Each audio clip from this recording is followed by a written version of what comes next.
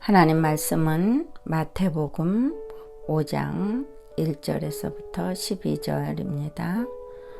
예수께서 무리를 보시고 산에 올라가 앉으시니 제자들이 나아온지라 입을 열어 가르쳐 이르시되 심령이 가난한 자는 복이 있나니 천국이 그들의 것이며 애통하는 자는 복이 있나니 그들이 위로를 받을 것이며 온유한 자는 복이 있나니 그들이 땅을 기업으로 받을 것이며 의에 주리고 목마른 자는 복이 있나니 그들이 배부를 것이며 긍휼히 여기는 자는 복이 있나니 그들이 긍휼히 여김을 받을 것이며 마음이 청결한 자는 복이 있나니 그들이 하나님을 볼 것이며 화평케 하는 자는 복이 있나니 그들이 하나님의 아들이라 일컬음을 받을 것이며 의를 위하여 박해를 받는 자는 복이 있나니 천국이 그들의 것임이라. 나로 말미암아 너희를 욕하고 박해하고 거짓으로 너희를 거슬러 모든 악한 말을 할 때에는 너희에게 복이 있나니 기뻐하고 즐거워하라. 하늘에서 너희 상이 큼이라. 너희 전에 있던 선지자들도 이같이 박해하였느니라. 아멘. 오늘은 마태복음 5장 4절 애통하는 자는 복이 있나니 그들이 위로를 받을 것이며 팔복 중에서 제2번을 하나님 앞에 여러분 앞에 은혜를 나누고자 합니다. 심령이 가난해지기 위해서는 애통하라고 하였습니다. 애통이라는 말은 영어로 볼 때는 mourn입니다. 이 뜻은 슬퍼하다, 애통하다, 부르짖는다. 그 슬픔과 애절함이 극해 달아있는 것을 말합니다. 그러면 무엇을 애통하여야 할까요?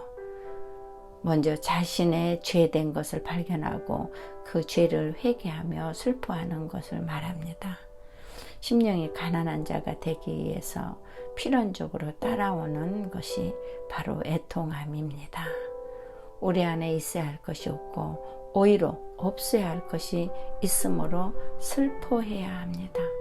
다시 말해서 우리 안에 하나님의 의와 선은 없고 없어야 할 죄와 불의와 악독이 가득함을 슬퍼하며 애통해야 하는 것입니다. 첫 번째로 자기의 죄됨을 발견하고 나약함을 슬퍼하는 애통이라고 했습니다. 인간의 전적 타락을 에레미야 17장 9절에 보면은 만물보다 거짓되고 심히 부패한 것은 마음이라. 또 시편 51편 5절에는 내가 죄악 중에 출생하였으며 모친이 죄 중에 나를 잉태하였나이다 라고 말합니다. 사도 바울은 또한 의인은 없나니 하나도 없으며 깨닫는 자도 없고 하나님을 찾는 자도 없고 다 치우쳐 한 가지로 무익하게 되고 선을 행하는 자가 없나니 하나도 없도다 라고 했습니다. 그런가 하면은 로마서 7장 24절에는 오호라 나는 공고한 사람이로다 이 사망의 몸에서 누가 나를 건져내라. 선을 행할 수 없는 자신의 무력함, 전적 무능을 슬퍼하는 말씀입니다.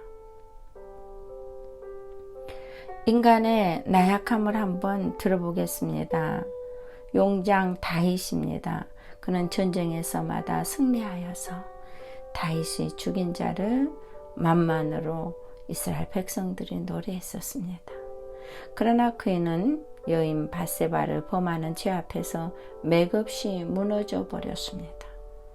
삼손 역시 힘의 장사라고 할지라도 잘못된 사랑 드릴라 앞에서는 그도 또한 맥없이 무너져 버렸습니다. 그러므로 강자가 되기 전에 먼저 나약함을 알고 슬퍼하는 자가 되어야 됩니다. 현명한 자가 되기 전에 먼저 자기의 미련함을 자각하는 슬픔이 있어야 합니다. 두 번째로 죄 앞에서 애통하고 슬퍼해야 합니다. 요에서 2장 12절에 보니까 여호와의 말씀에 너희는 이제라도 금식하며 울며 애통하고 마음을 다하여 내게로 돌아오라라고 했습니다.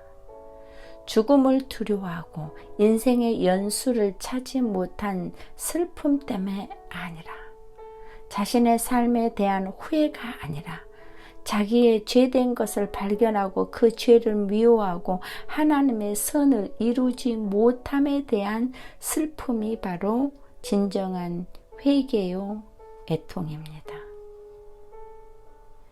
죄는 우리가 해결하는 것이 결코 아닙니다.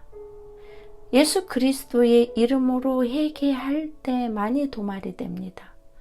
도말이란 뜻은 히브리어 보면은 마히티, 이 뜻은 닦다, 깨끗하게 지워버리다, 아예 그것을 지워서 없애버렸다, 더러워지고 얼룩진 것을 지워버리고 본래의 모습을 찾게 하는 것이라고 했습니다.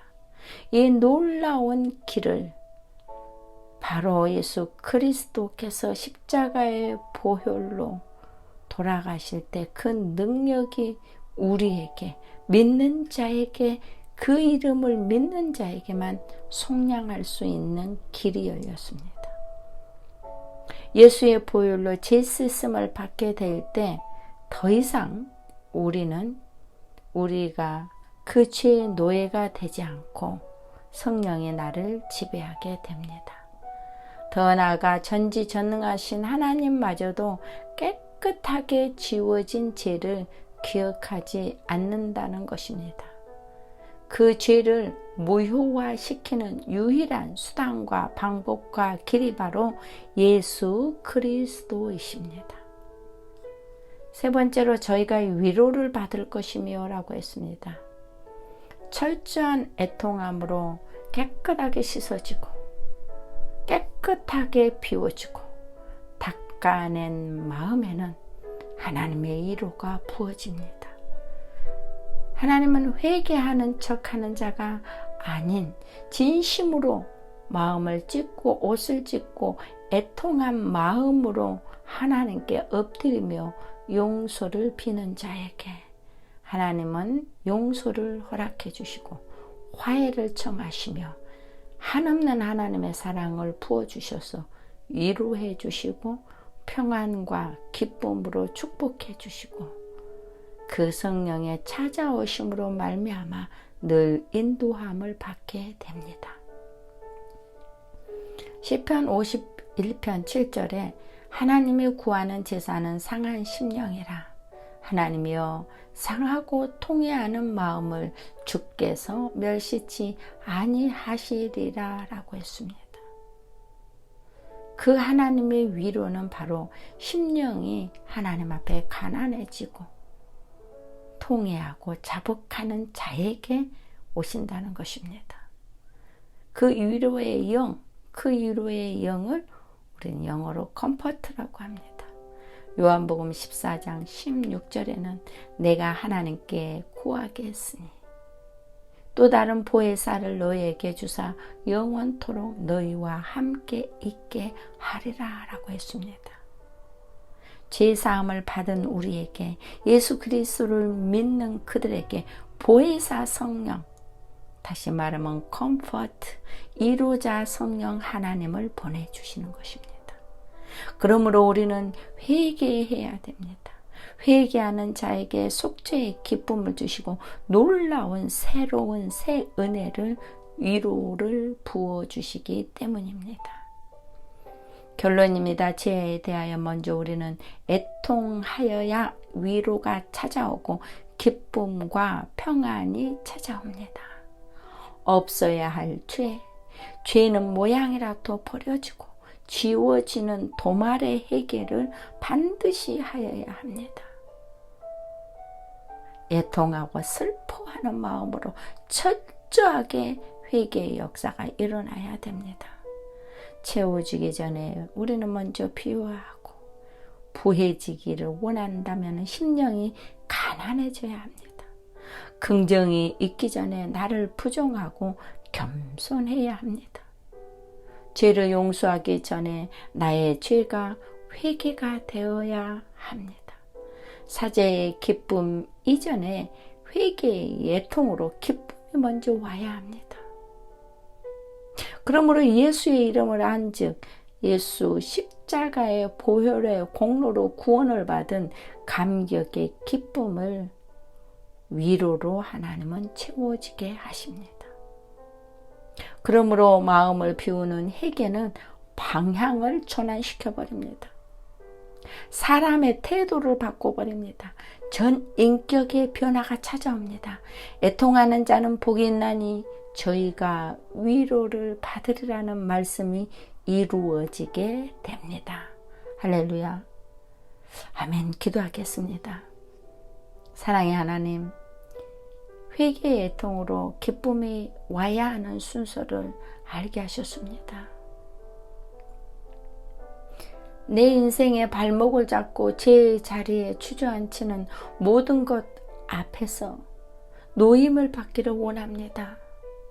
사죄의 기쁨 이전에 회개의 애통으로 그 크신 기쁨 안에 거할 수 있도록 성령 하나님 회개의 역사를 허락하여 주시옵소서. 우리 인생 안에 열매 없는 가지를 쳐내게 결단력과 용기를 허락하여 주시옵소서. 감찰하시는 하나님의 눈을 피할 수 없음을 알게 하시고 기꺼이 제 짐을 내려놓게 믿음과 용기를 힘을 더하여 주시옵소서. 무지한 마음을 치우렵게 그리고 미련함으로 고집스럽게 쌓았던 성을 무너지게 하여 주시고 견고한 성이 무너짐으로 말미암아 지혜와 명철함으로 위로자 하나님을 만나 동행하게 하여 주시옵소서.